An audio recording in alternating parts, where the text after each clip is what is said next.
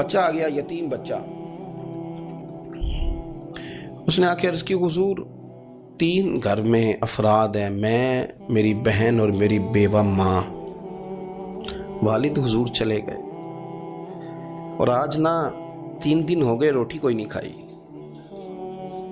میں اس منظر کو بھی جانتا ہوں کہ جب یتیم گھر میں اکٹھے بیٹھے ہوتے ہیں اور پتہ ہوتا ہے ان کو کہ ہماری اماں کے پاس آج پیسے کوئی نہیں اور گھر میں روٹی بھی کوئی نہیں، تو پھر ان کو بھوک ہی نہیں لگتی. ہاں نہیں لگتی. اماں پوچھتی ہے پتر روٹی کھانی ہے؟ نہیں میں تو سویرے جو کھایا تھا وہ ہضم ہی نہیں ہوا. اماں جی شاہی کوئی نہیں. یہ پردے اس طرح کر کے بچائے جاتے ہیں. ایک دوسرے کو تسلیاں دینا، ایک دوسرے سے پیار کا بڑھ جانا، ایک دوسرے کے لیے جذبات اور طرح کے بن جانا حکمت الہی کے تقاضے ہوتے ہیں. یا رسول اللہ صلی اللہ تعالیٰ علیہ وسلم بیوہ ماں ہے، یتیم بہن ہے، 3 دن سے کھایا کچھ نہیں. قربان جائیں وہ گھر جہاں سے کائنات کھاتی ہے ساری. حضور نے فرمایا بلال جا کے ساری ازواج مطہرات سے پوچھ گھر میں کیا ہے. حضرت بلال کہتے ہیں میں سارے گھاری پوچھ آیا، ٹٹول آیا، ٹوٹل 21 کھجوریں نکلی. یہ 2 جہاں کے شاہ ہیں اور پاس کچھ رکھتے نہیں، 2 جہاں کی نعمتیں ہیں، ان کے خالی ہاتھ میں حضور کے سارے گھر کو میں ڈھونڈ 21 کھجوریں نکلی تو لا کے میں نے پیش کر دی. تو حضور نے ڈائریکٹ اس کو نہیں دی، نبی پاک نے اپنے ہاتھ پہ رکھ لی. اور کہتے ہیں پھر حضور نے نا اپنا منہ مبارک قریب کیا کھجوروں کے. صحابہ خود فرماتے ہیں کہ یہ جو حضور نے منہ مبارک قریب کیا نا تو نبی پاک برکت کی دعا کر رہے تھے. 21 کھجوروں پہ برکت کی دعا ہوئی. حضور نے اس بچے کو بلایا، تھپکی دی، فرمایا لے جا 7 تیری بہن کی. انہیں معمولی نہ سمجھنا ہو تو حضرت بلال کہتے ہیں حضور 3 بھی دے دینا کبھی تو 30 سال ختم ہی نہیں ہوتی. 30 سال گزر جاتے ہیں، نکالتے رہو، کھاتے رہو، ختم ہی نہیں ہوتی. حضور نے فرمایا 7 تیری بہن کی، 7 تیری والدہ کی، اور 7 حضور نے اور بھی تلقین فرمایا ایک سویرے کھایا کرنا، ایک شام کو کھایا کرنا. یہ لے جا. حضرت سیدنا بلال حبشی کہتے ہیں رضی اللہ تعالیٰ عنہ کہ بچہ لے کے جب باہر نکلا تو حضرت سیدنا معاذ ابن جبل دوڑ کے گئے اور جا کے بچے کے سر پہ شفقت سے ہاتھ پھیرا. کا فکر نہ کرنا، رب کریم تجھے بہترین سرپرست عطا کرے گا، پتر پریشان نہ ہونا، اللہ تیری مدد کرے گا. صرف حوصلہ دیا، سر پہ دست شفقت پھیرا. بچہ چلا گیا تو حضور نے فرمایا معاذ ادھر آؤ نا ذرا. یا رسول اللہ حکم ہو. فرمایا کس چیز نے تمہیں اٹھایا بچے کے سر پہ ہاتھ رکھنے کے لیے؟ کس نے تمہیں کہا؟ کس چیز نے تمہیں اٹھایا جو تم بچے تک پہنچ گئے؟ عرض کی یا رسول اللہ وہ جو میرے دل میں اللہ نے یتیم کے لیے رحمت رکھی ہے نا اس نے مجھے اٹھایا تھا. اور میں نے جا کے اس کے سر پہ دست شفقت پھیرا تو حضور فرمانے لگے سن پھر، جو کسی یتیم کے سر پہ خالی ہاتھ بھی پھیر دے، جتنے بال اس کے ہاتھ کے نیچے آئیں گے نا رب اتنی خطائیں معاف کرے گا، اتنی نیکیاں دے گا، اتنے درجے اس کے بلند کر دے گا.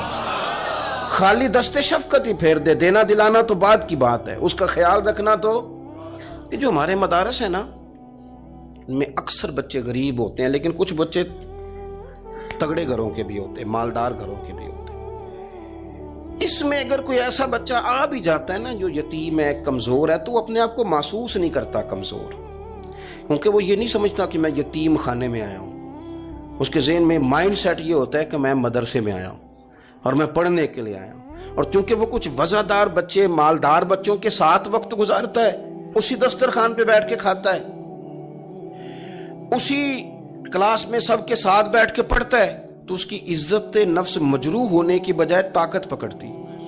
وہ برابری کی سطح پہ جب آتا ہے تو اسے محسوس ہوتا ہے کہ مجھے عزت دی جا رہی.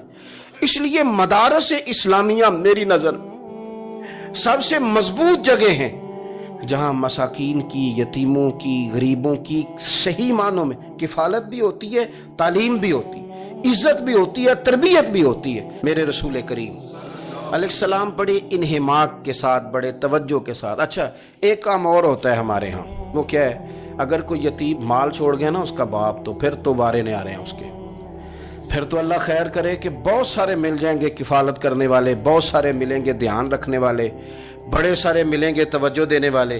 قرآن مجید نے فرما دیا ہے کہ جو یتیم کا مال کھاتا ہے وہ سمجھ لے کہ میں مال نہیں کھا رہا، میں آگ کھا رہا ہوں، آگ کھا رہا ہوں، آگ. سورہ نساء دیکھیے ہمارے ہاں اگر تو وہ مال چھوڑ گیا ہے تو پھر تو بہت سارے رشتہ دار مستقل اس کے محلے میں مکان لینے کو تیار ہو جاتے ہیں، الا ماشاءاللہ۔ پھر تو بڑے سارے ایسے بھی رشتہ دار بن جاتے ہیں جن کو والد کی موجودگی میں کبھی زیارت کا موقع بھی نہیں ملا تھا۔ یہ مال جو یتیم کا ہے اس کی تو زیادہ حفاظت کرنی تھی۔ ہم کئی دفعہ مسئلہ بتاتے ہیں، لوگ فتویٰ بازی شروع کر دیتے ہیں۔ مجھے بلایا گیا کہ ایک صاحب کا انتقال ہو گیا تو ان کا ختم شریف ہے، تو بچے ان کے نابالغ ہیں، تو میں نے کہا کہ آپ اس طرح کریں، ان کے مال میں سے زیادہ پیسے نہ صرف کریں۔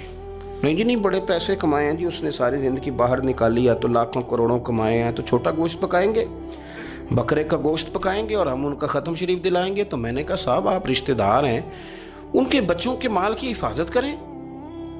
ختم شریف تو اس میں گوشت زیادہ ہونا ضروری نہیں، اس میں تو درد سے دعا کرنا ضروری ہے، اس میں تو تلاوت قرآن پاک کے سال ثواب میں ضروری ہے، ذکر اذکار ضروری ہے۔ لیکن کیا کیا جاتا ہے کہ بے دریغ مال ان کا اگر ہو تو، ایک حدیث پاک ہے بخاری مسلم میں، بڑے غور سے سنیے گا اور اس کے اندر جتنے پہلو ہیں ان پر پوری توجہ دیجئے گا کہ کہیں ہم ادھر آ تو نہیں گئے۔ رسول پاک صلی اللہ علیہ وسلم نا ہمارے لیے سب سے بڑے حکیم ہیں، سب سے زیادہ حکمت حضور نے ہمیں بتلائی ہے کہ اس رستے چلو گے تو بچو گے، اس رستے جاؤ گے تو ہلاک ہو جاؤ گے۔ نبی کریم علیہ السلام نے فرمایا، بخاری مسلم میں فرمایا، 7 ہلاک کرنے والی چیزوں سے بچنا، اگر ان میں تم چلے گئے تو ہلاک ہو جاؤ گے۔ 7 چیزیں ہیں جو تمہیں ہلاک کر دیں، برباد ہو جاؤ گے، تباہ ہو جاؤ گے، ہلاکت کا سفر ہے یہ، 7 چیزوں سے بچو۔ یا رسول اللہ صلی اللہ علیہ وسلم وہ کون کون سی؟ تو حضور نے فرمایا اللہ کے ساتھ شریک نہ کرنا، ہلاک ہو جاؤ گے۔ دوسرا نبی پاک صلی اللہ علیہ وسلم نے فرمایا جادو نہ کرنا، ہلاک ہو جاؤ گے، ہلاک۔ اور یار جسے حضور فرما رہے ہیں ہلاک ہو جائے وہ بچے گا؟ نبی پاک صلی اللہ علیہ وسلم نے تیسرے نمبر پر فرمایا جس شخص کے قتل کرنے کو اللہ نے حرام قرار دیا ہے اسے قتل نہ کرنا، ہلاک ہو جاؤ گے۔ چوتھے نمبر پر رسول پاک علیہ السلام نے فرمایا سود نہ کبھی بھی کھانا، ہلاک ہو جاؤ گے، ہلاک۔ بڑی بڑی دلیلیں دی بینک والوں نے، بڑا سمجھایا تو حاجی صاحب مان گئے، محترم مان گئے، کہنے لگے نہیں جی نہیں وہ کاروبار میں لگاتے ہیں۔ بڑے بھولے بالے ہیں ہم، پتہ سارا ہے۔ اور دیکھو سب کاموں کے باوجود مستقل بینکوں میں پیسے اس اکاؤنٹ میں رکھے ہوئے ہیں جہاں سے مستقل سود آتا ہے۔ حضور نے فرمایا نہ کرنا یہ کام۔ تو کہتا ہے میں سود پہ پیسے لے کے کاروبار چمکاؤں گا، تیرے نبی پاک نے تو فرمایا تو ہلاک ہو جائے گا۔ تو کہتا ہے میں میل لگاؤں گا، حضور نے تو فرمایا ہلاکت ہے۔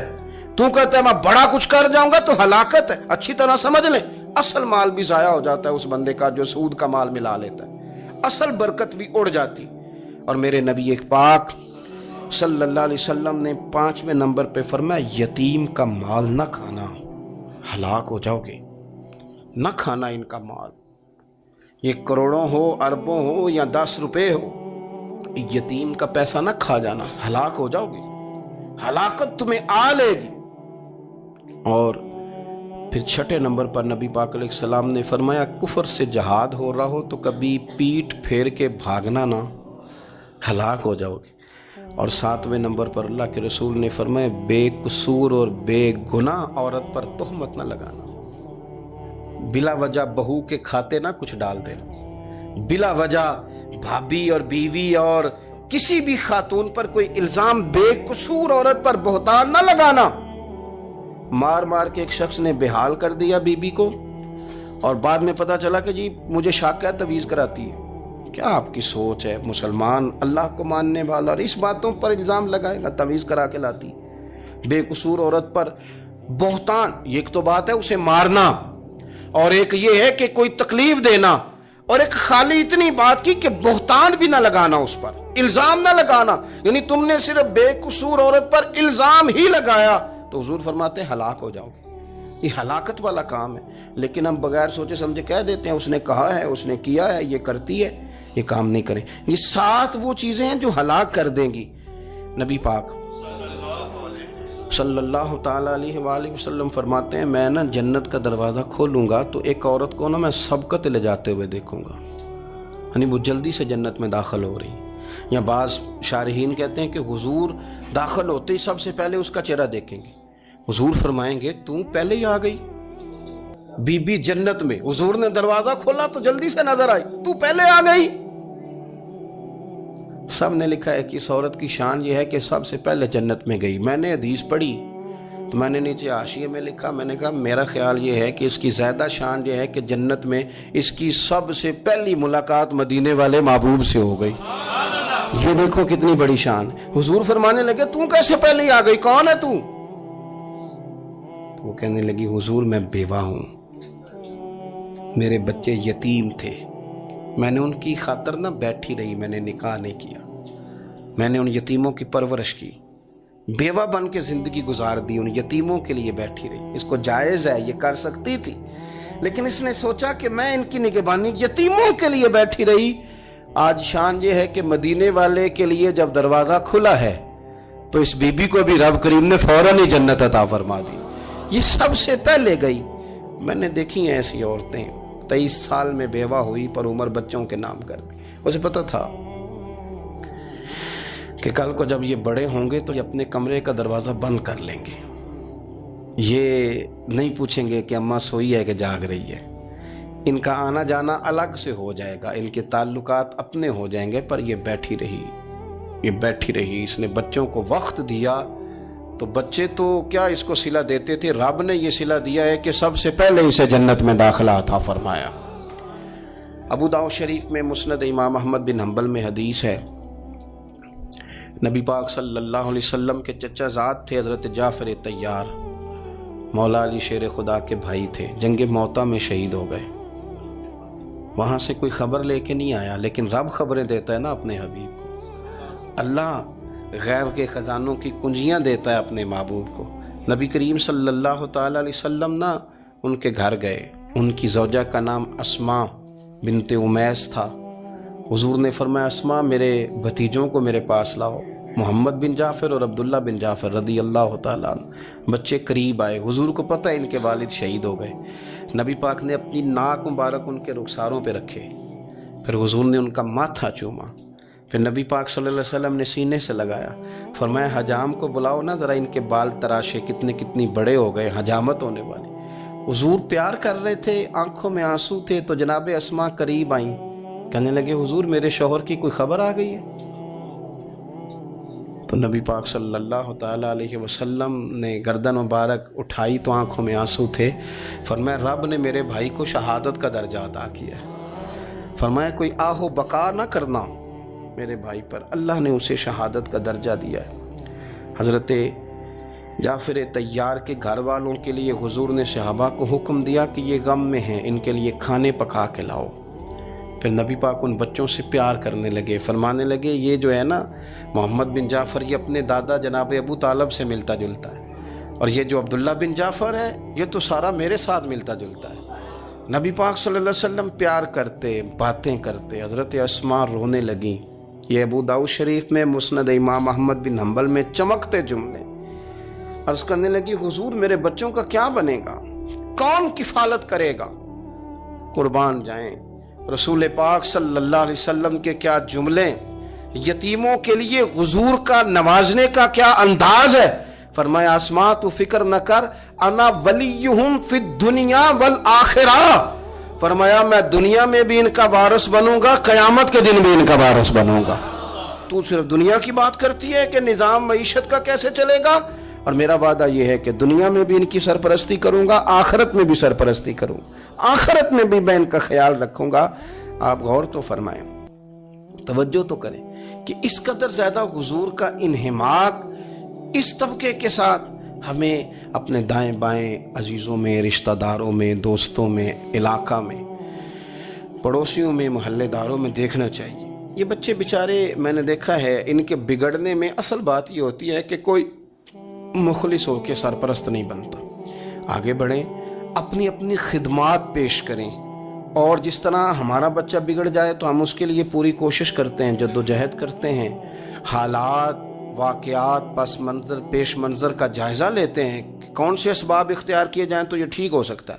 وہ ساری چیزیں ان کے لیے بھی ہمیں اختیار کرنی چاہیے، اور یہ بچے اگر احساس ذمہ داری پکڑ جائیں، جو وارث سے محروم ہو جاتے ہیں، یہ اگر احساس ذمہ داری پکڑ جائیں تو پھر یہ قوموں کی قیادت کرتے ہیں۔ پھر یہ بہت بڑے جانباز ثابت ہوتے ہیں، پھر یہ اپنے گھر گھرانے کا نہیں، یہ ملتوں کے، قوموں کے لیے مشعل راہ بنتے ہیں۔ لیکن شرط یہ ہے کہ ہم ان کے لیے اپنے دلوں کو کشادہ کریں، سینوں کو وسیع کریں۔ غریبوں کا بھی دل نہیں کرتا غریبوں سے دوستی کرنے کو، وہ بھی کسی تگڑے بندے سے۔ غریب 3-4 غریب مل کے ایک غریب کی مدد کرنی شروع کرے نا تھوڑی تھوڑی، تو ہمیں وزیروں، مشیروں، ایم پی، ایم این اے کی ضرورت ہی نہ رہے۔ امام حسین گزر رہے تھے، امام زین العابدین فرماتے ہیں کچھ لوگ زمین پہ بیٹھ کے روٹی کھا رہے تھے، تو انہوں نے امام صاحب سے کہا حضور آ جائیں، تو امام صاحب گھوڑے سے اترے، زمین پہ بیٹھ گئے، اور جب ان کے ساتھ روٹی کھائی تھوڑی سی، امام علی مقام اٹھنے لگے تو کہنے لگے حضور اور کھائیں، فرمانے لگے قسم بخدا ابھی کھا کے آیا تھا، اور کبھی روٹی کھا کے میں نے فوری طور پہ دوبارہ نہیں کھایا، بیٹھ اس لیے گیا ہوں کہ تمہارا دل نہ ٹوٹ جائے، دل بدستاور کے حج اکبر است۔ عزیز دوستو، غریب پروری، بہادری، اور سب سے بڑی بات یہ کہ قناعت پسندی، تھوڑے پہ گزارا۔ یہ جو ہم روز دکھ سناتے ہیں نا اپنے بیٹوں کے، بیٹیوں کے، پریشانیاں، آزمائیاں ہم نے طاری کر لی ہیں۔ میں اکثر کہتا ہوں کسی کی بیٹی اتنا کام نہیں کرتی اس کے ہاتھوں پہ چھالے پڑ جائیں، لیکن حضور کی بیٹی کرتی ہے، محبوب کی شہزادی یہ کام کرتی ہے کہ ہاتھوں پہ چھالے پڑ جائیں۔ نبی پاک صلی اللہ تعالیٰ علیہ وسلم کی شہزادی یہ کام کرتی تھی، ڈیوٹی کرتی تھی ذمہ داری سے۔ اور کنز المال میں وہ چمکتے دمکتے لفظ حدیث کے موجود ہیں کہ اونٹ کے بالوں کی بنی ہوئی چادر اوڑھ کے سیدہ فاطمہ چکی پیس رہی، محبوب نے دیکھا، آنکھوں میں آنسو بھی آئے، پتہ فرمایا کیا؟ فرمایا فاطمہ بیٹا دنیا میں تھوڑی سی تکلیف برداشت کر، آخرت کی ساری عزتیں اللہ تجھے ہی عطا فرمائے گا۔ اپنے گھروں کے اندر یہ خوبصورت ماحول لائیں۔ اور پھر سب سے بڑی بات یہ تھی کہ ان کا جو رشتہ تھا نا مصلی کے ساتھ۔ سبحان اللہ۔ یہ اذان کس کی ہے؟ اذان ایک کا ہی جواب دینا ضروری ہوتا ہے جی، زیادہ اذانیں ہو رہی ہیں نا تو ایک کا ہی جواب دیا جاتا ہے، آپ توجہ کریں میری بات پر۔ عزیز دوستو، نبی پاک صلی اللہ علیہ وسلم بہت بڑی تگڑی ہے۔ او جناب، وہ آج کل جو ہمارے نقیب محفل ہوتے ہیں نا، وہ تو کوئی صلی اللہ علیہ وسلم، ہمارے جو محفل کے اسٹیج سیکٹری ہوتے ہیں وہ تو کوئی 3-4 منٹ لگاتے ہیں جنت میں بھیجنے میں، پر نعت خواں تو 1.5 منٹ ہی لگاتا ہے، اندر تسی جلسہ کراؤ تو جنت واڈی۔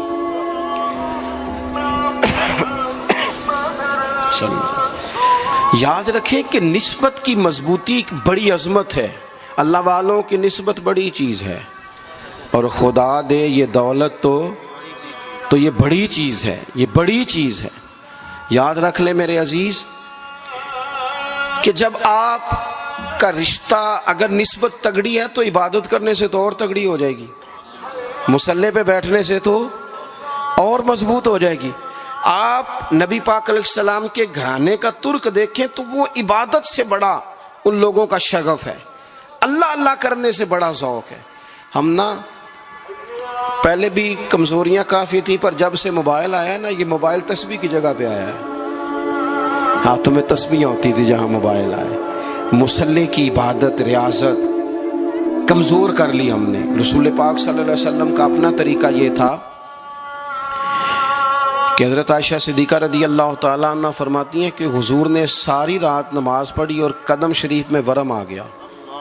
کبھی آیا ہمارے پہ پیروں میں ورم عبادت کر کے؟ ساری رات نماز پڑھی، قدمین شریفین میں ورم آ گیا، اور جب قدموں میں ورم آ گیا نا تو فرماتی ہیں میں نے عرض کی یا رسول اللہ آپ کے تو صدقے اللہ اگلے پچھلوں کے گناہ معاف کرے گا، اور آپ اس قدر زیادہ آہوزاری کرتے ہیں۔ تو نبی پاک علیہ السلام نے فرمایا عائشہ تم نے کہا ہے نا اللہ میرے اوپر بڑا مہربان ہے، اللہ بڑا کریم ہے، اس نے مجھے رسولوں کا امام بنایا ہے، اپنا محبوب بنایا، تم ہی کہہ رہی ہو نا یا رسول اللہ؟ ہاں۔ تو فرمایا پھر میں اپنے رب کا شکر گزار بندہ نہ بنوں؟ حضور کثرت سے عبادت کرتے، سیدہ فاطمہ رات کو زیادہ وقت مصلی پہ گزارتی، حضرت امام حسن اور حسین لمبی عبادت کرتے۔ 9-10 محرم کی درمیانی رات تھی، عمر بن سعد امام علی مقام کے پاس آیا، آ کے کہنے لگا حسین دو ہی باتیں ہیں، یا جنگ کریں گے یا آپ بیعت کریں گے۔ تو امام حسین فرمانے لگے اس طرح کرو، ایک رات کی مہلت دو، صبح بتاؤں گا۔ امام صاحب نے اسے کہا، وہ چلا گیا۔ حضرت عباس بن علی، یہ حضرت علی کے صاحبزادے ہیں، میدان کربلا میں حضرت مولا علی کے 4 اور بیٹے بھی شہید ہوئے، ایک حضرت عباس، ایک حضرت ابو بکر بن علی، ایک حضرت عمر بن علی، ایک حضرت عثمان بن علی۔ یہ نام دیکھو کیسے شاندار ہے، اور یہ نام حضرت علی نے نام رکھے اپنے یاروں کے نام پہ، ہم نام رکھے۔ خلفائے ثلاثہ سے عقیدت بتاتی ہے ان کی کتنی۔ تو حضرت عباس رضی اللہ تعالیٰ عنہ نے آ کے سیدنا امام حسین کی خدمت میں عرض کی، حضور آپ نے جو فیصلہ کرنا ہے نا سویرے، مجھے ابھی پتہ ہے، آپ نے بیعت تو کرنی نہیں، ہونی تو جنگ ہے۔ تو یا رسول اللہ صلی اللہ علیہ وسلم، اے امام علی مقام رضی اللہ تعالیٰ عنہ، آپ نے رات کی مہلت کیوں لی؟ یہ عجیب لوگ ہیں، پتہ نہیں کیا سوچیں گے، مہلت لینے کی کیا ضرورت تھی؟ کہ میری بات یاد رکھنا جو عرض کر رہا ہوں۔ امام حسین فرمانے لگے، عباس تیرا کیا خیال ہے؟ سوچنے کے لیے ٹائم لیا ہے تو حضور پھر کس لیے لیا ہے؟ تو کیا جملے ہیں امام حسین کے، فرمانے لگے، عباس تجھے پتا ہے نا مجھے سجدوں سے بڑا پیار ہے، سجدوں سے پیار ہے، دعاؤں سے پیار ہے، عبادت سے پیار ہے۔ میرا دل کرتا ہے ایک رات رہ گئی ہے، میں رج رج کے سجدے کروں، اپنے مالک کے حضور اپنی پیشانی رکھوں، خوب دعائیں مانگوں۔ تو ان کا تو عبادت سے اتنا شغف تھا۔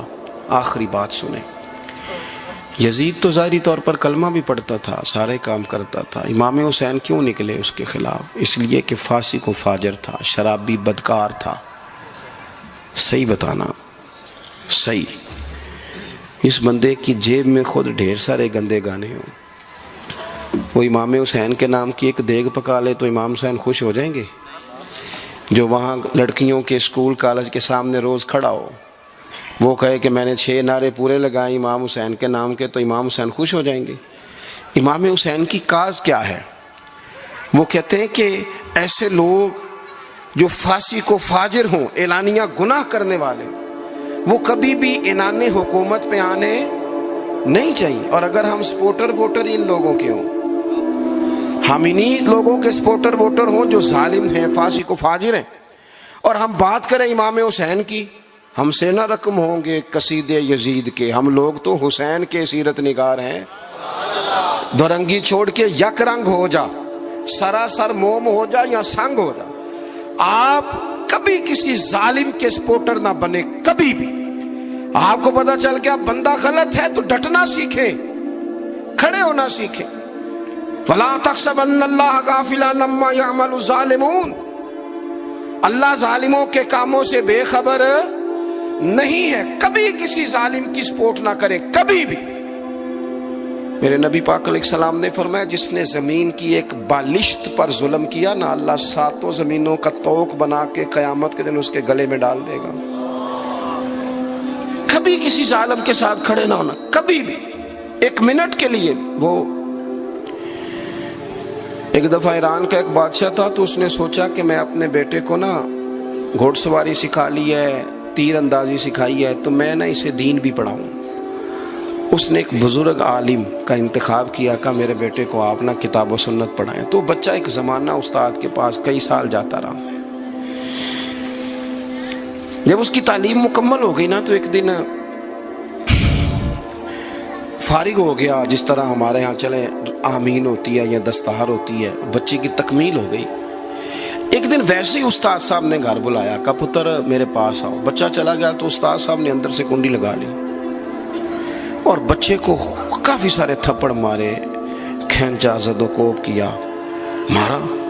بچے نے گھر آ کے والد کو شکایت لگائی تو والد کہنے لگے، پتر تیرے استاد عالم فاضل بندے ہیں، ایسے بلا وجہ مارا، میری سمجھ میں نہیں آتا۔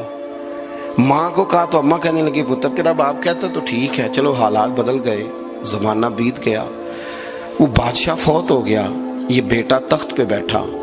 اب وہ درد نہیں جاتا تھا اندر سے کہ استاد نے زیادتی کی میرے ساتھ۔ اس نے پہلا حکم یہ جاری کیا کہ میرے استاد کو بلاؤ۔ استاد بڑے بوڑھے ہو گئے تھے، ضعیف تھے، چھڑی پہ جھکے ہوئے، 2 بندے لے کے آئے، استاد جی کو کھڑا کیا، استقبال کیا، کرسی بھی دی۔ کہنے لگا، استاد جی ناراض نہ ہونا، میں بے اختیار تھا، آپ سے پوچھ نہیں سکا، آج میں نے پوچھنے کے لیے بلایا ہے، میرا قصور کیا تھا؟ استاد صاحب نے یوں آنکھیں کھولی، کہنے لگے پتر یہ جو آج دن آیا نا اسی دن کے لیے مارا تھا، یہ جو آج دن آیا نا اسی دن کے لیے تیری پٹائی کی تھی۔ کہا استاد جی کیوں؟ کہنے لگے پتر کتنے کو سال ہو گئے مار کھائی کو؟ کہا کو 13-14 سال ہو گئے، بھولی تو نہیں نا زیادتی؟ کہا جی بھولی نہیں۔ فرمانے لگے اس لیے تجھے مارا تھا کہ ایک نہ ایک دن تو نے باپ کی جگہ پہ بیٹھنا ہے، پتر خیال رکھنا اگر میں نے تیرے ساتھ کوئی زیادتی کی تھی تجھے 14 سال نہیں بھولی تو بھی کسی کے ساتھ نہ کر بیٹھنا، اسے قیامت تک نہیں بھولے گی، اور ایک عدالت صبح قیامت بھی لگے گی، پھر وہاں جواب دینا ہے ثم لتسألن یومئذ عن النعیم۔ جو تمہیں اقتدار کی نعمت ملی ہے اس کا خیال رکھنا، اللہ تعالیٰ حساب لے گا۔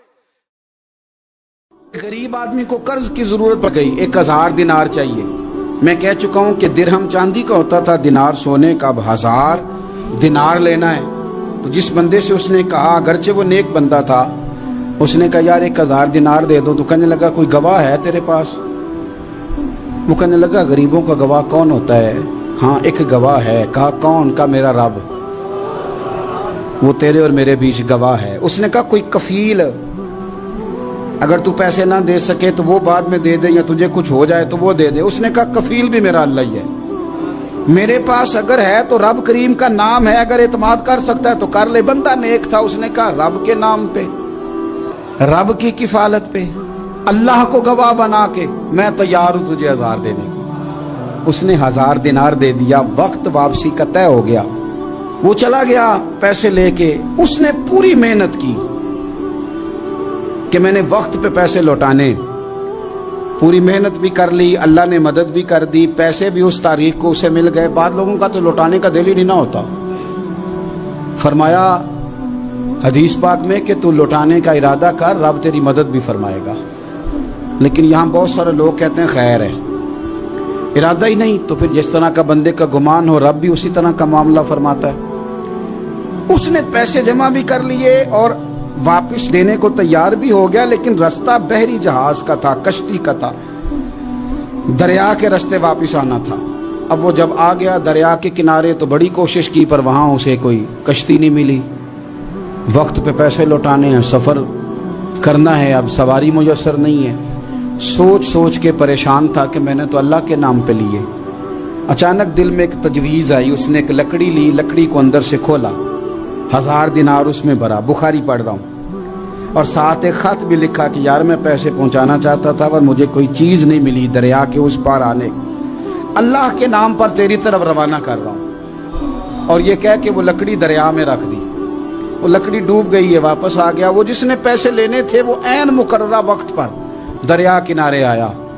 صبح سے سرے شام تک اس نے انتظار کیا، دل ڈھلنے لگا تو دل میں خیال آ گیا کہ یار نہیں، اس نے دینے ہی نہیں، جھوٹا وعدہ کر گیا، پہنچا ہی نہیں وقت پہ۔ اب جب واپس لوٹنے لگا تو اچانک دریا میں ایک لکڑی تیرتی ہوئی دکھائی دی، کہنے لگا لے جاتا ہوں، شام کو روٹیاں پکانے کے کام آئے گی، ایندھن بنا کے جلا لوں گا، ہنڈیا پک جائے گی۔ لکڑی اٹھا کے جلانے کے لیے گھر لایا، گمان تھا کہ وہ نہیں آیا وعدہ کر کے، اللہ کو کفیل اور وکیل بنا کے اور گواہ بنا کے پھر بھی نہیں آیا۔ لکڑی لے کے گھر گیا، بخاری ہے، اور جب اس کو چیرا نہ کہ میں اس کی آگ جلاؤں گا، کھولا تو اندر سے 1000 دینار بھی نکل آیا، خط بھی نکل آیا۔ اب ذرا سمجھنا، اس کے دل میں بات کس نے ڈالی کہ تو لکڑی میں پیسے ڈال دے؟ اللہ نے۔ اس بندے کو مقررہ وقت پہ کنارے بھیجا کس نے؟ لکڑی صرف اسی کے ہاتھ آئی تو یہ بندوبست کیا کس نے؟ اللہ نے۔ گھر جا کے چیری تو پیسے بحفاظت اس تک پہنچائے کس نے؟ تو پھر ہمیں بھی توجہ اللہ کی جانب ہی کرنی چاہیے، ہمارے پہ دل کی توجہ رب کی طرف ہی ہونی چاہیے نا، ہمیں ادھر ادھر جانے کی، دیکھنے کی، بندوں پر غور کرنے کی ضرورت کیا ہے؟ وہ پیسے پہنچ گئے، یہ وہاں اپنی جگہ پہ پریشان تھا، اس نے 1000 دینار اور جمع کیا۔ پھر دوبارہ ایک دن دریا کنارے آیا، کشتی مل گئی، بیٹھ کے اپنے اس بھائی کے پاس آیا، کہنے لگا دیکھنا مجھ پر بدگمان نہ ہونا، پیسے اس تاریخ کو بھی جمع کر لیے تھے، دریا پہ آیا تھا پر کشتی نہیں ملی تھی، پھر میں نے نا لکڑی میں ڈال کے خط ڈال کے تیری طرف بھیج بھی دیے تھے، لیکن آج میں پھر لے کے آ گیا ہوں۔ وہ کہنے لگا خوش ہو جا، جس رب کو تو نے میرا اور اپنا گواہ بنایا تھا اس رب نے میرے تک پہنچا بھی دیے ہیں۔ जब लोग अल्लाह को गवाह बनाते हैं, रब की जानिब अपनी तवज्जो करते हैं, अपनी चाहतों, ख्वाहिशात और अपनी सारी चिट्ठियां अपने रब करीम की रहमत की तरफ रवाना करते हैं, फिर अल्लाह अपने बंदों को मायूस नहीं करता, अल्लाह अपने बंदों को नवाज देता है। अब्दुर्रहमान इब्ने औफ कहते हैं, मेरा एक दिन दिल किया था कि ये दौलतें चली जाएं, मैं गरीब हो जाऊं। हालांकि अमीरों का कभी गरीब होने को दिल मेरा किया था कि किस तरह। फरमाने लगे, एक गरीब सहाबी हजरत साद अंसारी नबी करीम की बारगाह में मिलने के लिए आए। उन्होंने जब नबी पाक के सामने हाथ किए ना मिलाने के लिए, कुर्बान जाएं, उन्होंने हाथ पीछे करना चाहा पर मेरे नबी ने उनका हाथ थाम लिया। हुजूर ने जोर से पकड़ लिया। उन्होंने एक दफा चाहा, फिर असल में आप समझे नहीं ना मैं क्या कह गया हूं, यानी हुजूर ने हाथ थाम लिया, यानी नबी करीम ने उनका अपने दस्ते मुबारक से हाथ पकड़ लिया। सहाबी खामोश हो गए। हुजूर ने फिर उनका हाथ खोला और मैं ये क्या है, वो रो पड़े, अर्ज करने लगे, हुजूर बच्चे ज्यादा हैं, मजदूर आदमी, फावड़े के साथ, कुदाल के साथ, कई के साथ काम करते, या रसूलल्लाह ये ना छाले पड़ गए मेरे हाथों पे। हजरत अब्दुर्रहमान इब्ने औफ कहते हैं, कायनात ने, धरती ने वो नजारा भी देखा कि जिस रसूल के कदम चूमने के लिए जिब्रील झुके, उस महबूब ने मजदूर का हाथ चूमना शुरू कर दिया। फरमाते हैं, गरीबी को वो इज्जत मिली कि मेरा भी दिल करता था गरीब हो जाऊं, दिल करता था। ये किसने जर्रों को उठाया और सहरा कर दी, ये किसने कतरों को मिलाया और दरिया कर दिया, ये किसकी हिकमत ने यतीमों को किया दुर्रे यतीम और गुलामों को दुनिया भर का मौला कर दिया। हम ना असल में इज्जत नहीं दे पाए। हमने वो जो स्टेटस का फर्क रखा हुआ है ना, उसने तबाही कर दी। मजेदार रोटी वैसे कौन खाता है? जो रोज छोटा गोश्त खाता है। कौन मजेदार खाना कौन खाता है? जो तिक्के खाता है रोज। मैं बताता हूं, मजेदार रोटी वो मजदूर खाता है जो काम पे जाते हुए ना सवेरे 2 रोटियों में अचार रख के साथ लेके जाता है। मैं जिम्मेदारी से कह रहा हूं, कभी देख लेना उसे खाते। हाँ, कभी देखना, मदरसे में मजदूर लगे हुए तो मैं देखता था, 2 रोटियां सवेरे। वो तो नखरा करता है भाई। लोग कहते हैं ये मुझे बंद है, ये मुझे खुला है, इसमें नमक ज्यादा है, इसमें, क्योंकि वो अमीर आदमी है। जो 50,000 रुपया रोज का कमाता है वो तो पैसे देख ही नहीं सकता, वो तो सीधे बैंक में जाते हैं, बैंक से निकल जाते हैं। वो जो 600 रुपया दिहाड़ी कमाता है ना, 600, वो 3 दफा हाथ झाड़ता है, 3 दफा बिस्मिल्लाह पढ़ता है। हाँ, वो ये 50,000 वाले को कहां बिस्मिल्लाह याद रहती है, तो आए बैंक में और गए बैंक से।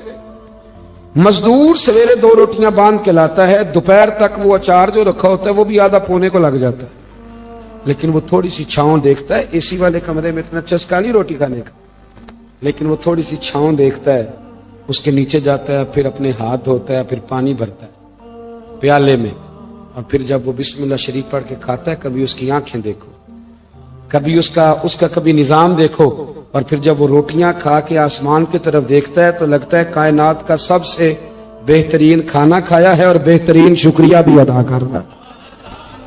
मैं आपको सही कह रहा हूं, नबी पाक सल्लल्लाहु अलैहि वसल्लम की हदीस है, हुजूर ने फरमाया, दुनिया का बेहतरीन खाना वो है जो इंसान मेहनत की मजदूरी से खाता है। बेहतरीन रोटी है वो, बेहतरीन। नबी पाक ने गरीबी को इज्जत दी। नबी करीम का इनकलाब ये है कि, और हुजूर ने ना एक और बात भी ज़हन में रखी, नबी पाक सल्लल्लाहु अलैहि वसल्लम ने लोगों को बताया कि गुनाह होता है। कैमरे लगाने से गुनाह नहीं खत्म होते, कैमरे लगाने से गुनाह नहीं खत्म होते, चौकियां बनाने से नहीं खत्म होते। गुनाह तब खत्म होते हैं जब एहसास पैदा हो जाए कि ये चीज गलत। मेरे माशरे में गाली को लोग गुनाह ही नहीं समझते, बिल्कुल, ये तो कोई जुर्म ही नहीं। हालांकि हुजूर सल्लल्लाहु अलैहि वसल्लम ने फरमाया, मोमिन को गाली देना एलानिया फिस्क है। जो किसी मोमिन को गाली देता है वो एलानिया अल्लाह की नाफरमानी करता है, ये कोई गुनाह ही नहीं। अब 2, 3, 5 लतीफे झूठे सुना जाना, ये गुनाह ही कोई नहीं। और नबी पाक ने फरमाया, मोमिन बुज़दिल हो सकता है, कंजूस हो सकता है, पर मेरा मोमिन झूठ नहीं बोलता। आप समझे बात? हमारे यहां ये मेयार बन गया कि हमने गुनाह को गुनाह नहीं समझा। नबी करीम ने ना इनकलाब ये बर्पा किया कि दिलों के अंदर से ना मैल कुचैल निकाल के एहसास पैदा कर दिया कि गुनाह गुनाह होता है। एहसास, जब आपको एहसास पैदा हो जाए ना कि मुझसे, आप यकीन करें, मतलब मोटरसाइकिल वाले को पजारो वाला जब टक्कर मार देता है ना तो वो गिर जाता है, तो वो चूंकि पजारों में बैठे होता है तो वो अलमारी खोल के या शीशा नीचे करके तो वो उसको कहता है कि उठ जा, क्या हो गया, मतलब तू ध्यान से नहीं चल रहा, मोटरसाइकिल वालों ने तो खरीद लिया है ये रोड, क्योंकि वो पजारों पे है, लिहाजा वो गलती भी करे तो फिर भी वो तस्लीम करने को तैयार है। ऐसे ना हो तो अकल भी तो नहीं ना होती। जिदे घर दाने ओदे कमले भी सियाने। नबी करीम सल्लल्लाहु तआला अलैहि वसल्लम ने इनकलाब बर्पा किया कि एहसास पैदा किया, गलती का एहसास। मेरे दोस्तों, इंसान को अल्लाह तबारक व तआला ने कुछ चीज़ों की फितरत अता की है। वो कहीं अपने आप को तकलीफ में महसूस करता है तो कहीं अपने आप को आसानी में महसूस करता है।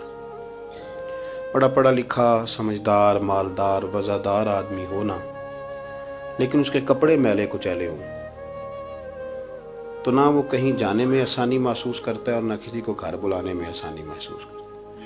एक मुफ्त का बोझ उसकी तबीयत पे होता है कि मेरे कपड़े ठीक नहीं, मुफ्त का बोझ। लेकिन बंदा बिल्कुल अनपढ़ हो, सादा हो, घर टूटा हुआ हो, लेकिन उसके कपड़े ठीक हों, उठना बैठना भी नहा के आया हो, इस्त्री वाले कपड़े पहने हो, तो कहीं बैठते हुए जरा हिचकिचाहट नहीं महसूस करता। आप खुद जब अपने वो कपड़े उतार लेते हैं ना, इनको मिट्टी लगी हुई थी, कहीं गर्द लग गई थी, तो खुद भी अपने आप को आसानी में महसूस करते हैं। वरना ना वो सारी महफिल में सबसे ज़्यादा तवज्जो इसी बात पे रहती है कि मेरा बटन टूटा हुआ है, और वो जीने नहीं देता कि बटन जो टूट गया है। तो बार बार बंदे का ख्याल होता है कि किधर तक न लाया कोई। ये नफसियाती मसला है, इसको समझें। इंसान फितरत के हाथों बाज़-औक़ात मजबूर होता है। जिस तरह इंसान का ज़ाहिरी हुलिया ठीक ना हो तो पूरे सुकून में नहीं होता, इसी तरह अगर बातिन पे कोई बोझ हो ना, ये तकब्बुर वाला बंदा कभी सुकून में नहीं रहता, ये उजब वाला, खुद पसंदी वाला बंदा कभी सुकून में नहीं रहता। बीमारी लग जाती है ना मेरी तरह के कुछ लोगों को, बुजुर्गों की बात नहीं करता कि हमें स्टेज पे होना चाहिए, मैं चौधरी साहब हूँ, मैं मालदार हूँ, मैं इलाके का बड़ा हूँ, मैं दरवेश हूँ, मैं सूफ़ी हूँ। आप यकीन करें कि उनको पीछे बैठ के महफिल सुनने का मज़ा ही नहीं आता। वो सारी महफिल में यही सोच रहे होते हैं कि कभी कोई आगे साध ले ना। ये बीमारी है, ये सुकून नहीं लेने देती। ये एक मसला है। खुद पसंदी, हसद, उजब, किबर, ये मसाइल हैं। आप जो मर्जी कर लें, ये आपको सुकून नहीं लेने देंगे। किसी बंदे का ये ज़हन बन जाए ना कि मैं जाना जाऊँ, मैं पहचाना जाऊँ, तो आप यकीन करें कि वो मिन्नतें करता है कि यार कोई मेहरबानी करो, मेरा भी जिक्र करो कहीं। शेख सादी रहमतुल्लाह अलैह फरमाया करते थे कि लकड़ी को घिन इतनी तेजी से नहीं खाती जितनी बड़े लोगों को खुशामद तेजी से खा जाता है। इनका बस नहीं चलता, वरना 2 बंदे रख लें 8-8 घंटे की ड्यूटी पे कि मेरी तारीफें किया करो, बस नहीं चलता। ये बातन के जो मैल कुचैल है ना, मेरे रसूल करीम का कमाल ये है कि हुजूर ने नजर करम से सारे ही दूर फरमा दिए। और महबूब के अपनों ने जब नबी पाक से दलील मांगी ना कि आप अल्लाह के नबी हैं, तो उसकी दलील क्या है, अपनों ने दलील मांगी। कुरैश ने, अपनों को मनवाना जरा मुश्किल होता है ना, भाई अल्लाह का कानून है, उसने चिराग के बिल्कुल नीचे अंधेरा बना दिया है, उसका कानून है, क्या किया जाए, नहीं मानते। अपनों को मनवाना, करीबियों को। उन्होंने जब, मेरे एक दोस्त ने मुझसे कहा कि एक नहीं समझ आई कि जब कोहे सवा पे हुजूर ने कहा था कि मैं अगर तुम्हें कहूँ कि इस तरफ दुश्मन खड़ा है तो सारे कह रहे थे हम आपकी बात मानेंगे, तो मैंने कहा वो सरकार को मानने की बात थी। यहाँ भी बहुत सारे लोग हैं वो कहते हैं हजरत साहब आपकी इज्जत बड़ी करते हैं, पर चुप कर जाए, सियासत का नाम ना लेना। मेरी बात की समझ आ रही? आपकी इज्जत बड़ी करते हैं पर चुप कर जाए। आपने ये नहीं कहना कि सूद ना खाओ, बिल्कुल आपने ये नहीं कहना कि चौधरी साहब के बच्चे की शादी पे बैंड बाजा नहीं होना, क्योंकि हम तो इज्जत करते हैं। इज्जत करना और होता है और बात मानना, इनमें फ़र्क होता है ना जी। कुछ लोग हया करते हैं पर बात, लेकिन ज़्यादा खुशी उसी की होती है जो हया भी करे और बात भी माने। तो अपनों ने जब दलील मांगी ना कि आप अल्लाह के रसूल हैं, तो उसकी दलील क्या है, तो अल्लाह करीम ने फरमाया महबूब इनसे फरमाइए फ़क़द लबिस्तु फ़ीकुम उमरम मिन क़ब्लिही, वो बाहर से तो नहीं ना आया, मैंने तुम्हारे दरमियान उम्र का हिस्सा गुजारा है। अफला ताकिलून, क्या तुम्हें अकल नहीं? मेरी तरह का कोई सच्चा है तो दिखाओ, कोई सादिक और अमीन है तो दिखाओ। तुम्हारे बीच नबी करीम का ना उठना बैठना, चलना फिरना, یہ اس طرح کا تھا کہ کوئی چیز کسی پر بوجھ نہیں بنتی تھی، بلکہ جو دیکھتا جاتا تھا مدینے والے کا غلام بنتا جاتا تھا۔ ہم نا آپ یقین کریں کہ اگر نکل آئے نا، آ جائیں سادگی پہ، سادی زندگی بڑی آسان ہوتی ہے، بڑی آسان۔ یہ جو بچے 4,500 روپیہ لگا کے بال کھڑے کراتے ہیں نا سر پہ، یہ پھر پریشان بھی رہتے ہیں کہ اتنے پیسے لگا دیے، دیکھا کسی نے بھی نہیں۔ اور جو بزرگ ابھی آیا نا، اس نے گھاس کاٹی ہے، بھینسوں کو چارہ ڈالا ہے، کپڑے بس اس نے جلدی سے پہن لیے، صحیح استری، اس کو کوئی فکر نہیں، کوئی دیکھے تب بھی ٹھیک ہے، نہ دیکھے تب۔ نبی پاک صلی اللہ علیہ وسلم نے انسان کو کہا کہ اندر کا بوجھ اتار دے، ورنہ تیرے لیے جینا مشکل ہو جائے گا۔ یہ اتار دے اندر کے سارے بوجھ، یہ جھوٹ کا بوجھ، یہ عداوت کا بوجھ، یہ حسد کا بوجھ۔ اعلیٰ حضرت بریلوی رحمۃ اللہ علیہ ملفوظات شریف میں فرماتے ہیں کہ حسد کرنے والا سامنے والے بندے پہ اعتراض نہیں کرتا، بلکہ حسد کرنے والا اللہ کی تقسیم پہ اعتراض کرتا ہے۔ وہ کہتے ہیں اسے کو دیا ہے، مجھے دینا چاہیے تھا۔ بحث کرتے ہیں لوگ، اپنے گھر بیٹھ کے دلائل جمع کرتے ہیں۔ کبھی کسی شخص کے بارے میں آپ ذرا قرآن مجید پڑھیں اور میرے رسول کریم صلی اللہ تعالی وسلم کی احادیث کا مطالعہ کریں۔ قرآن تو حضرت موسیٰ کی شان بھی بیان کرتا ہے، حضرت یوسف کے تذکرے نہیں بیان کرتا قرآن، جناب عیسیٰ روح اللہ کی عظمت قرآن بیان نہیں کرتا۔ اعلیٰ حضرت بریلوی رحمۃ اللہ علیہ کے سامنے کسی نے شعر پڑھا کہ شان یوسف جو دبی تو وہ بھی اسی در پہ دبی، تو اعلیٰ حضرت فرمانے لگے تمہیں غلطی لگ گئی ہے، میرے نبی کسی کو دبانے نہیں آئے۔ تو بندے بڑے حضرت ہوتے ہیں نا جی، اعتراض تو پڑا ہے، ابھی باٹتے پہ ہے، تو کہنے لگا جی شعر پہ اعتراض کرنا آسان ہے پر شعر کہنا مشکل ہے، تو فرمانے لگے چلو کہہ بھی دیتے ہیں۔ اس نے کہا دی اب کہیے، تو فرمانے لگے شعر یوں کہو کہ شان یوسف جو بڑی وہ بھی اسی در سے بڑی، شان یوسف جو بڑی تو وہ بھی اسی۔ عزت دینے سے آپ کوئی کمزور ہو جائیں گے؟ کوئی نقصان ہو جائے گا کسی کو عزت دینے سے؟ کیا فرق پڑتا ہے؟ لیکن آپ یقین کریں کہ وہ اتنی مصیبت بنی ہے عزت لینے کی، پروٹوکول لینے کی، اپنا آپ منوانے کی، اتنی زیادہ، بلکہ وہ لوگ جن کو بالکل اس چکر میں نہیں پڑنا چاہیے تھا، درویش لوگ، وزیروں کا بھی استقبال ہو رہا ہوتا ہے اور پیروں کا بھی استقبال ہو رہا ہوتا ہے۔ کوئی وزیر چڑھ جائے روڈ پہ تو رستہ غریب آدمی کو پھر بھی نہیں ملتا، تو کوئی تگڑا پیر چڑھ جائے تو پھر بھی نہیں رستہ ملتا، حالانکہ یہ درویش ہیں، یہ فقیر ہیں، یہ فقر کا درس دیتے ہیں، لیکن چاؤ ہی پڑا ہے۔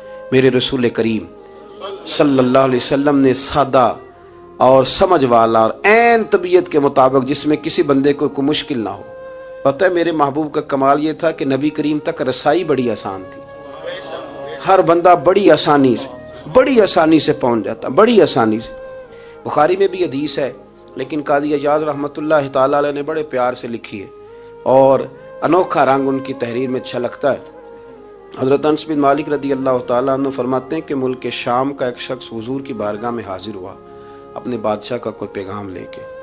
غریب آدمی نا ویسے ہی طبعاً ہی تھوڑا سا مایوس ہوتا ہے، ڈر رہا ہوتا ہے، وہ سہما ہوا ہوتا ہے، لیکن حالات کے سہمے ہوئے لوگوں کو بتا دو، حالات بدل جاتے ہیں، ایک جیسے نہیں رہتے۔ لیکن یہ بیچارے سہمے، یہ ہر جگہ ڈر رہے ہوتے ہیں، یہ آستانوں پہ بھی ڈر کے پیچھے بیٹھے ہوئے ہوتے ہیں، آستانوں پہ بھی پروٹوکول مل رہا ہوتا ہے جس کی جیب تگڑی ہوتی ہے، تو ڈرتے ہیں یہ لوگ، اور ان پہ پریشر بڑھا دیا جاتا ہے، کچھ ایسے کام کیے جاتے ہیں جن سے ان کی دلوں پر بوجھ بھی رہتا ہے کہ نہیں یہاں بات کوئی نہیں کرنی۔ حضرت انس بن مالک رضی اللہ تعالیٰ عنہ فرماتے ہیں جب وہ آیا نا نبی کریم کی بارگاہ میں تو وہ کانپنے لگا، کوئی بات بھی نہیں ہوئی، کوئی ایسا مسئلہ بھی نہیں ہوا، لیکن وہ کانپنے لگا اور تھر تھر کانپنے لگا۔ تو اللہ کے رسول صلی اللہ علیہ وسلم نے اسے فرمایا کہ کیوں ڈرتے ہو، کیا بات ہے؟ کہنے لگا میں مدینے کی جو ریاست ہے اس کے سربراہ کے پاس آیا ہوں، غریب آدمی ہوں، ڈر لگتا ہے کوئی ایسی بات نہ ہو جائے کہ آپ ناراض ہو جائیں۔ تو انہوں نے تو دیکھا تھا نا ان لوگوں کو کہ جو جانور کو مالک کی مرضی کے بغیر چھاؤں میں باندھ دیتے تھے تو مار پڑتی تھی، اتنا سیانہ ہو گیا تو مرضی کرے گا، مجھے ڈر لگ رہا ہے۔ حضرت انس بن مالک کہتے ہیں بات کہاں کی تھی، چلی کہاں گئی؟ اس نے کیا کہا اور پھر جواب میں میرے محبوب نے کیا فرمایا؟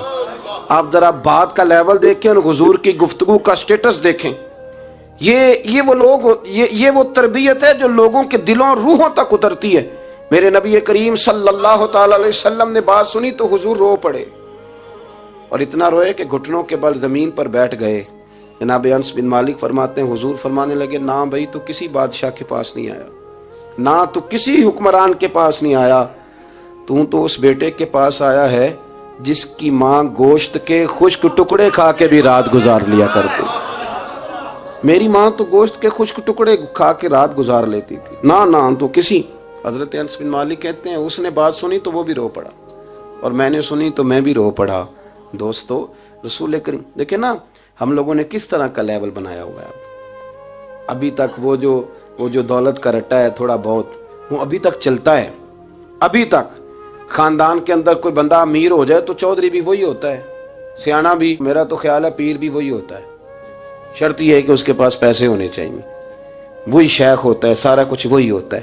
نبی پاک صلی اللہ علیہ وسلم نے ہمیں کہا کہ یہ تمہارے اندر کے بوجھ ہیں. ماہا کافی صدرک, گناہ جو ہوتا ہے یہ کھٹکتا ہے سینے میں, یہ بندے کو پریشان کرتا ہے, بندہ تکلیف میں ہوتا ہے کسی کو پتہ نہ چل جائے. ہم لوگوں نے آہستہ آہستہ کر کے نا احساسات کی دنیا چھوڑ دی ہے. ہمارا مزاج نہیں, چھوٹی چھوٹی باتیں ہوتی ہیں لیکن ہم توجہ نہیں نہ کرتے. کوئی اتنا مشکل بات نہیں کہ رات کو بیٹا پھل لے کے آیا تو اپنی بیوی کے کمرے میں چلا گیا. لوگ اس کی ماں کو اور اس کے باپ کو یہ بات آسانی سے کہہ دیتے ہیں کہ آپ حوصلہ کریں, دفع کریں, جو کر رہا ہے کرنے دیں. لیکن جس بندے کی کل کمائی اس کا پتر ہو, اور بھری جوانی میں جس نے کہا ہو بیوی سے کہ چل میں پرانے کپڑوں پہ عید گزار لوں گا, تو نئے کپڑے بچوں کے لے آ. جس نے 30 سال سعودی عرب میں, دبئی میں, مسقط میں, پردیس میں گزارے ہوں اور وہاں کمبل بھی نہ بدلا ہو کہ چلو بچے میرے پڑھ جائیں, اس کی کل کمائی باغ تیرے دی کر کر راکھی, ساری عمر گزاری تو جدوں یہ باغ پکن تے آیا لے گئے اور وپاری, تو وہ پھر جا کے تو 6 کنو رکھ کے پلیٹ میں اپنی بیوی سے کہتا ہے جا ابا جی کو دے آ. یہ کہنا آسان ہے باپ کو کہ تو صبر کر, حوصلہ کر, پر وہ باپ جب پیچھے پلٹ کے دیکھتا ہے تو کہتا ہے دنیا نے تو تجھے تحفہ دیا ہوگا, میں نے تو جوانی تجھے دے دی, خوشیاں ساری تیرے نام کر دی, اور تو میرے ساتھ یہ سلوک کرنے چلا. احساسات نہیں, اس کو پتہ ہی نہیں. روز دوست کو ٹیلی فون کرتا ہے کہ آج باہر سے کھانا کھائیں. کبھی ابا جی کو بھی کرنا کہ ابا جی آج میرے بغیر روٹی نہ کھانا, میں آؤں گا تو مل کے کھائیں گے. کبھی کہے اماں کو کہ اماں مجھے بڑے بڑے ریسٹورنٹ میں وہ مزہ نہیں آیا کہ تیرے ہاتھ کے چاولوں کی روٹی میں مزہ آیا, آج پکا نا. مجھے لگتا ہے اماں کو راشا بھی ہو تو پھر بھی وہ تیرے لیے محنت کرے گی. لیکن احساس ضروری ہے نا, وہ ہم پیدا نہیں کرتے, وہ ہماری توجہ نہیں جاتی. صاحب طبقات کہتے ہیں نبی کریم صلی اللہ تعالی علیہ وآلہ وسلم نے نا جب صحابہ کرام آئے تھے مکہ مکرمہ سے مدینہ طیبہ, تو آپ نے سن رکھا ہے کہ انصار مدینہ نے اپنی جائیدادیں بھی تقسیم کر کے آدھی آدھی مہاجرین کو دے دی تھی. تو ان میں ایک حضرت ام ایمن بھی تھی, نبی کریم کی رضائی والدہ ہیں. یہ حضرت عبداللہ رضی اللہ تعالیٰ عنہ جو سرکار کے والد گرامی, ان کی آزاد کردہ لونڈی حضرت سیدہ طیبہ طاہرہ جناب آمنہ رضی اللہ تعالیٰ عنہ کی بھی بڑی خدمت کی انہوں نے. ان کو بھی ایک باغ ملا ہوا تھا. جب وہ خیبر کے علاقے فتح ہو گئے, یہودیوں سے بہت سارے علاقے لے لیے, تو اللہ کے رسول صلی اللہ علیہ وسلم نے فرمایا اب اس طرح کرو کہ یہ جو تم نے جائیدادیں لی ہوئی ہیں نا انصار سے, یہ واپس کر دو اور تمہیں اس میں سے دے دیتے ہیں. حضور علیہ السلام نے انصار مدینہ سے بھی کہا کہ میں ان کو یہ جائیدادیں دے کے اور تمہاری واپس کرانے لگا ہوں. تو انصار نے تو وہاں بھی بڑا انوکھا جواب دیا کہ یا رسول اللہ ہماری والے بھی رہنے دے اور وہ والے بھی ان کو دے دیں. وَيُقْصِرُونَ عَلَىٰ أَنفُسِهِمْ وَلَوْ كَانَ بِهِمْ خَصَاصَةٌ, یہ بھی ان کے پاس رہنے دے. محبوب نے فرمایا نہیں, میرا فیصلہ یہی ہے. حضرت ام ایمن رضی اللہ تعالیٰ عنہ کے حصے میں ایک باغ آیا ہوا تھا, تو محبوب کریم سید عالم صلی اللہ علیہ وسلم نے کہا اماں جی آپ کو کوئی اور باغ دے دیتے ہیں, یہ والا باغ واپس کر دیں. سیدھی سادی بی بی تھی, ناز تھا کہ میں نے حضور کی خدمت کی ہے بچپن میں, ناز تھا. کہنے لگی میں تو نہیں واپس کرتی, یہ ناز ہے, ورنہ حضور کو کوئی انکار کر سکتا, میں تو نہیں واپس کرتی. حضرت عائشہ صدیقہ رضی اللہ تعالیٰ عنہ فرمانے لگی اماں جی یہ آپ کیا کہہ رہی ہیں؟ حضور فرمانے لگے عائشہ آپ خاموش ہو جائیں, یہ بڑھاپا ہے, اس کے احساسات ہیں, اس کے جذبات ہیں. آپ یقین کریں کئی دفعہ بوڑھے بیچارے نا درد سے بات نہیں بتاتے کسی کو, وہ کہتے ہیں کیا کریں, کپڑا اٹھائیں تاکہ پیٹ ننگا ہو جائے, کیسے بات کریں. نبی کریم سید عالم علیہ الصلوۃ والسلام اماں جی کے قریب گئے, کہا اماں جی میرے ساتھ چلو, ایک دفعہ باغ دیکھ تو لو. حضور ساتھ لے کے گئے, ایک باغ دکھایا تو کہنے لگی نہیں میں نے نہیں لینا, یہ مجھے میرے والا ٹھیک ہے. حضور نے پھر دوسرا دکھایا, کہنے لگی یہ بھی نہیں مجھے پسند. محبوب نے تیسرا دکھایا تو کہنے لگی یہ تو میرے والے باغ سے بھی پیارا ہے, یہ میں لے لوں گی. جب وہ مسکرائیں تو حضرت عائشہ کہتی ہے میں نے حضور کی آنکھوں میں آنسو دیکھے، فرمایا الحمدللہ اس کا دل نہ راضی ہو گیا ہے۔ یہ طریقہ ہے میرے عزیز، تھوڑے احساسات تو پیدا کریں، تھوڑے اپنے جذبات۔ کتنی خود غرضی والی زندگی ہے کہ مجھے صرف میرا ہی خیال ہے، اور جو جہاں بیٹھا ہے نا، پتہ ہے ہم پریشان زیادہ کیوں ہیں؟ میں مولوی ہوں تو میں سارا دن یہی تقریریں کرتا ہوں، لوگ مولویوں کی عزت نہیں کرتے، لوگ مولویوں کی عزت نہیں کرتے، تو میں کہتا ہوں چھوڑیں یہ رٹا، عزت مانگنے کی کیا ضرورت ہے؟ اب منت مانگ کے عزت کرانی ہے؟ چھوڑیں، کوئی ضروری ہے؟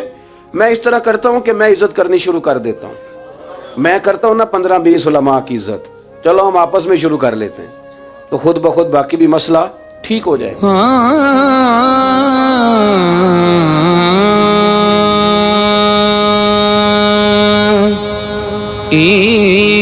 دانتے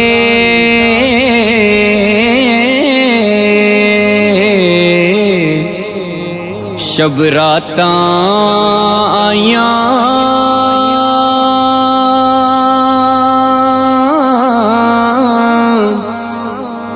سارے لوگ گھراں نوں آئے،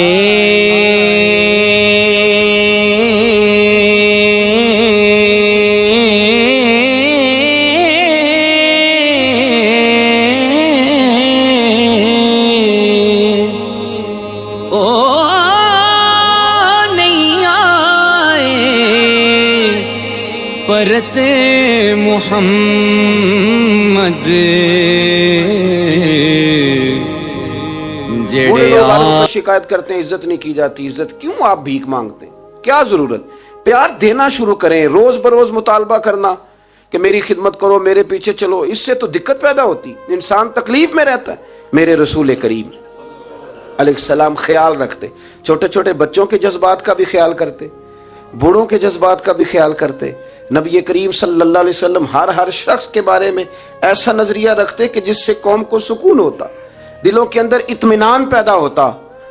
حضرت عائشہ صدیقہ رضی اللہ تعالیٰ عنہ فرماتے ہیں ایک دن گھر میں تشریف فرماتے، اور طبیعت مبارک میں نا بڑی، میں دیکھ رہی تھی کہ بڑا حشاش بشاش ہے سرکار کا مزاج، بڑی خوبصورتی۔ آج غم امت میں حضور اس طرح پریشان نہیں جیسے اکثر ہوتے ہیں۔ آپ فرماتی ہیں باتیں چل رہی تھی تو بیٹھے بیٹھے حضور فرمانے لگے کہ عائشہ میں تمہیں بتاؤں تم مجھ سے راضی کب ہوتی ہو اور ناراض کب ہوتی ہو؟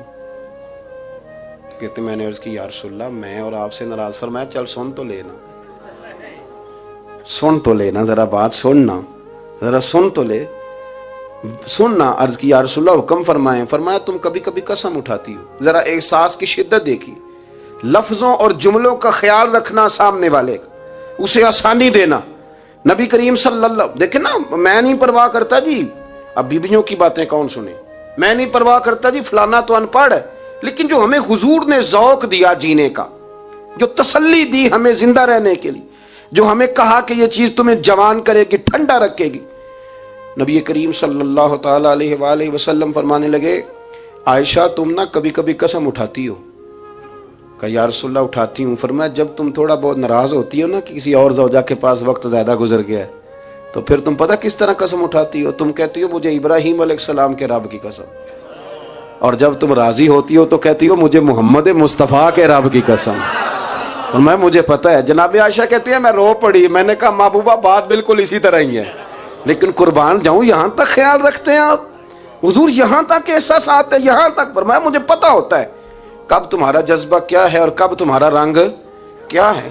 دوستو یہ چیزیں جب نکل جاتی ہیں نا مزاج سے پھر آسانی ہو جاتی ہے، لیکن وہ ہمارا اپنے آپ کو پسند کرنا، اپنی طبیعت پہ ناز کرنا، اپنے آپ کو دیکھتے رہنا اور اپنی تعمیر میں اتنا غرق ہونا کہ باقی ساری خوبصورتیوں سے بھول ہی جانا، صرف نظر ہی کر لینا۔ تھوڑا تھوڑا پیار بانٹیں، اتنا اوپر کھڑے ہو کے نیچے دیکھو گے تو ہر چیز چھوٹی نظر آئے گی، کبھی کبھی نیچے کھڑے ہو کے بھی اوپر دیکھیں، انشاءاللہ بڑے بڑے قد والے لوگ دنیا میں ملیں گے، بڑے بڑے قد والے۔ بہت سارے لوگ مجھے کہتے ہیں جی کامل پیر نہیں ملتا، میں کہ نہیں ملتا، پیسے بندے دی جیب ٹھیر سارے ہوں تو پھر کامل پیر کے میں ملے، اور 2 MA وہ کر جائے چاہے سیپلیوں میں ہی پاس کر جائے، پھر کامل پیر کیسے ملے؟ وہ ہو چودھری صاحب اور اس کو پیر مل جائے۔ ان 3 بندوں کو پیر ملتا، اس کے لیے تو تھوڑا نیچے اترنا پڑتا ہے نا جی۔ پہلے جو برتن بھرا ہوا ہو تو اس میں پیر صاحب کیا ڈالیں گے؟ کوئی خالی ہوگی تو شے اندر آئے گی نا۔ اپنی زندگی میں تھوڑا سا لیول. حضرت خواجہ شمس العارفین سیالوی رحمۃ اللہ علیہ، خواجہ صاحب گزر رہے تھے تو ایک بچہ نا، ہمارے دیہاتوں کے بچے جو ہوتے ہیں نا، وہ ان کا اپنا سٹائل ہوتا ہے اور وہ بڑے مست لوگ ہوتے ہیں. اصل مزہ وہی بچے اٹھاتے ہیں جو دیہاتوں کے، وہ جو زندگی گزارتے ہیں بڑی شاندار ہوتی. میں آپ کو تجربے کی روشنی میں کہہ رہا ہوں، میں نے دیہات بھی کھول کے دیکھے اور شہر بھی سارے دیکھے، اللہ ماشاء اللہ ڈھیر سارے شہر میں نے دیکھے، اور میں نے اس میں دیکھا ہے کہ زیادہ سکھی یہی بچے رہتے ہیں جو مٹی میں بھی کبھی کبھی دوڑتے ہیں، ہاں جو سن لیتے ہیں تھوڑی بہت. آپ یقین کریں کہ سارے گاؤں کے بوڑھے ہی دادا ہوتے تھے اور سارے ہی چاچے ہوتے تھے اور سارے ہی. اب تو رٹا بن گیا، اب تو مسئلہ خراب ہو گیا، عجیب سی الجھن لوگوں نے پیدا کر دی. خواجہ صاحب رحمۃ اللہ علیہ گزر رہے تھے تو ایک بچہ بیری کو روڑے مار رہا تھا. روڑے سارے جمع کر لیے اور مارتا جا رہا ہے. اور یہ بچے گاؤں کے جب یہ فائرنگ کرتے ہیں نا بیری پہ، تو یہ روڑے پہلے جمع کر لیتے ہیں تاکہ پھر بے دریغ بغیر رکنے کے اپنا کام کرتے رہیں. تو مار رہا تھا تو حضرت شمس العارفین رحمۃ اللہ تعالی علیہ آپ بھی گزرے، مریدین ساتھ تھے، تو ایک دو روڑا نا حضرت کو بھی لگ گیا. تو فرمانے لگا پتر ذرا خیال کرنا، میں بوڑھا آدمی ہوں، اس عمر میں تو زخم بھی ٹھیک نہیں ہوتے. اس نے بچے نے پلٹ کے دیکھا تو وہ تو جانتا تھا نا کہ چائے سے کیتلی زیادہ گرم ہوتی ہے، مرید ماریں گے. اس نے دوڑ لگا دی، بھاگا اور سر پٹ دوڑا. اور جب وہ تیزی کے ساتھ دوڑا نا، تیزی کے ساتھ، اللہ اکبر، تو خواجہ صاحب نے بھی مریدوں سے کہا اس کو پکڑ کے لاؤ. پکڑ کے لائے تو خواجہ صاحب فرمانے لگے دوڑتا کیوں؟ کہنے لگا جی دو حرفی بات ہے، آپ ماریں گے، آپ کے مرید ماریں گے، روڑا جو لگ گیا. کیا انداز ہے بزرگوں کا، پیار بانٹنے کا. یہ چیزیں انسان کو بڑا میٹھا رکھتی ہیں. آپ یقین کریں پروٹوکول سے نکل آئیں آپ سوکھے ہو جائیں گے، آسان زندگی. خواجہ صاحب رحمۃ اللہ تعالی علیہ فرمانے لگے ویسے تو کر کیا رہا تھا؟ کہنے لگا میں روڑے مار رہا تھا بیری کو. تو فرمایا بیری تجھے جواب میں کیا دیتی ہے؟ کہنے لگا جی وہ تو پھل دیتی ہے. تو آپ فرمانے لگے تو شمس العارفین کو بیری سے بھی کیا گزرا سمجھتا ہے؟ آپ اتر میرے سینے سے لگ، اور جو پھل میں تجھے دوں گا نا پہلے کبھی نہ کسی نے دیا ہوگا. تھوڑا لیول تو نہیں دیکھیں نا، ہمارے بچے بڑی آسانی سے کہہ دیتے ہیں میرے گاؤں کے لوگ جاہل ہیں جی سارے.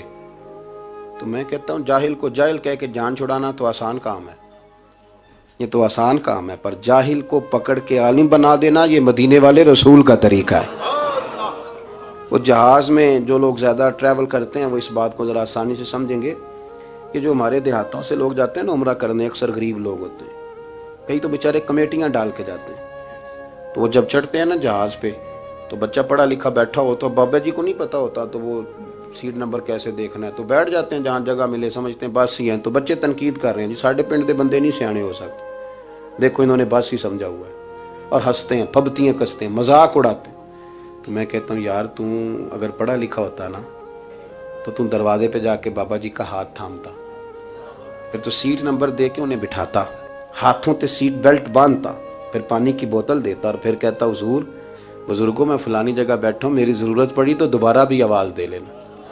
پڑھے نا بخاری مسلم.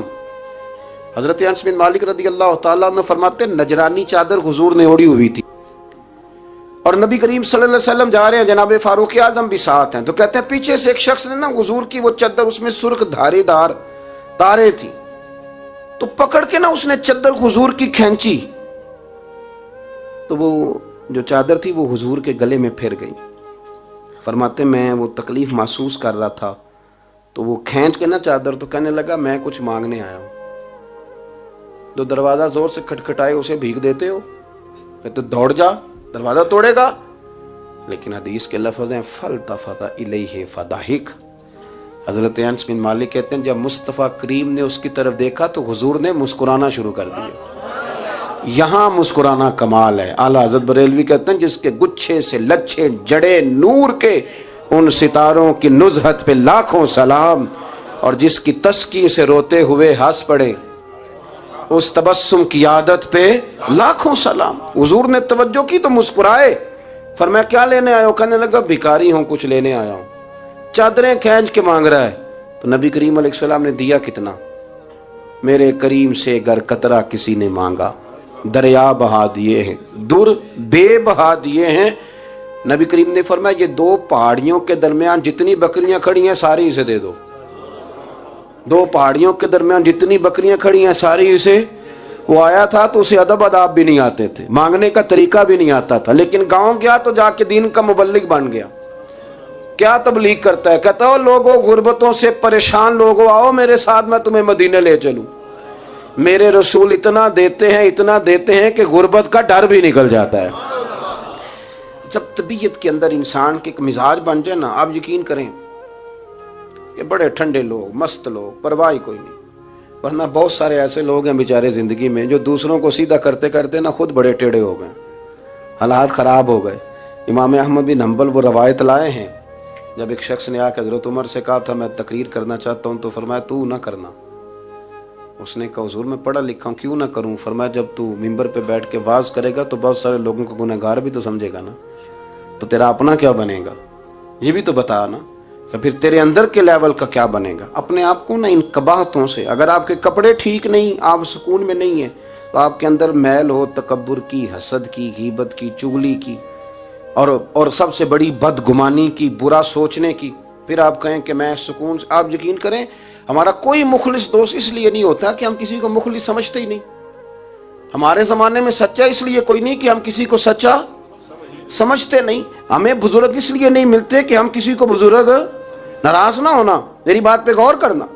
ہمارے ہاں اس لیے کوئی ہمارا ہمدرد نہیں کہ ہم کسی کو ہمدرد, ہمارے بندے کو تو دکاندار کہہ رہے ہیں, ہر بندے کو تو جھوٹا کہہ رہے ہیں, ہر بندے کو تو دھوکے باز کہہ رہے ہیں, ہر شخص تو ہماری نظر میں جاہل ہے, ہر عالم تو معاذ اللہ ہماری نظر میں بے عمل ہے. تو جب اس قدر زیادہ ہمارا ذہن برا ہو جائے گا, یا ایھا الذین آمنوا اجتنبوا کثیرا من الظن ان بعض الظن اثم, اتنا برا سوچیں گے تو پھر تو حضور نے فرمایا نہیں کہ اللہ تمہارے گمان کے قریب ہے, اس طرح کا گمان کرتے ہو رب بھی ویسا ہی بن جاتا ہے. تو اپنی سوچوں کو ستھرا کریں, اپنی طبیعت میں نرمی لائیں.